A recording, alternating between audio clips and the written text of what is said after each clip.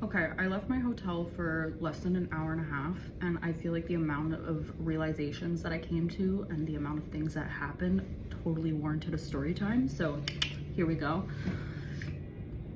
First thing I noticed about New York is that since everything is so tall and like everything is up, you naturally are looking up and you're naturally your shoulders back a bit.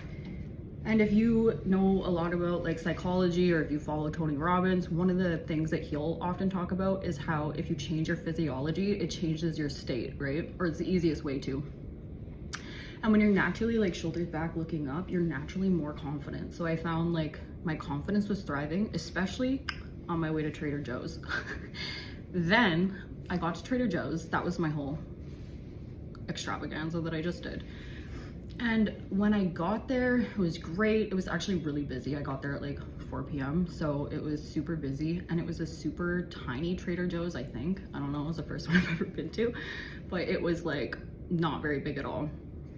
And then I ended up making a big like stupid oopsie mistake. So when I left Trader Joe's, obviously I don't know like where the hell I'm going. It's my first day here, right? So I type in my hotel, and I'm staying at like a chain hotel.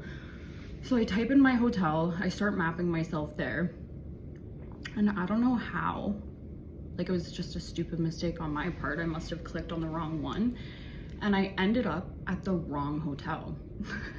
And at this point I'm noticing, because like Trader Joe's has paper bags, I'm noticing my green juice is like starting to pop through the side of my bag, and I'm like, oh my god. So how I notice is I walk in and I'm like, this literally doesn't look like my hotel. Like the thing's on the wrong side. And at first I almost go to the elevator because I'm literally delusional. I'm like, it's fine, I'm just remembering it wrong. And then I'm like, no, I'm definitely at the wrong hotel. So I map where my hotel is, and it's a 23-minute walk. And I'm like always up for a walk, but the fact that I have like groceries that's too much for me to carry in my arms and my bag is breaking, I'm like panicking, right? And then I start my walk, and I'm like holding the bag like super tight to try to make sure that nothing breaks through. And then not stupidly, but I was kind of like, hey, you know what? I need to like go to the side and like readjust this bag. Otherwise it's gonna like break through. Like I was like, I'll put some of the warmer or like boxes and stuff at the bottom so that I'm not having like the juice at the bottom breaking through the bag, right? And when I move to the side, the bag just like completely breaks. And at this point, obviously that confidence that I found on my way to Trader Joe's is freaking dwindling. Like, I'm like, oh my God.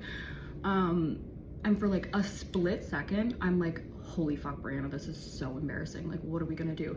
And then before I can even like get fully to the ground, this guy and his daughter or granddaughter maybe stopped next to me. And he was like, wait, I think that I have a plastic bag in here from lunch. Like, just give me a second. And I was like, oh my gosh, thank you so much. And he was like, no, like I hate when shit like that happens. Like, of course. And he ended up just having like a little bag, and he felt so bad that the bag like wasn't big enough. And then he just like whisked away. And I've always heard that about New Yorkers, is they're like very helpful, and then, but they're very busy, right? So I end up like bagging up my stuff, and then I go to pick up like the Trader Joe's bag to like go throw in the garbage, which is just across the sidewalk. It's not far from me. And when I pick up the Trader Joe's bag and start walking, I hear, oh, excuse me, miss. And I turn around, and it's like this nice, older, well-dressed man. And he's like, you left a receipt here. I just want to make sure that this receipt's like not important or something. And I was like, oh my gosh. So I like took the receipt. I threw it out. I didn't need it. But it was like crazy how if something like that happens at home, I feel like I'm a little bit more alone in it than I was here. Like, it was like people were on it and helpful, and it was crazy how quickly I was like back on my route when something that like could have been like so hectic happened. I found that really cool. And then something else I noticed, it's a big conversation topic kind of in Canada, at least I've heard it amongst the people I know, is like our customer service has went down quite a bit. Like, people just don't seem happy to see you a lot of the times when you go shopping, like grocery shopping or anything. And at Trader Joe's, everyone was so nice. Like the people working at the cashiers were so nice. Like anyone that was helping the store, like they were just so helpful, and I found that super awesome.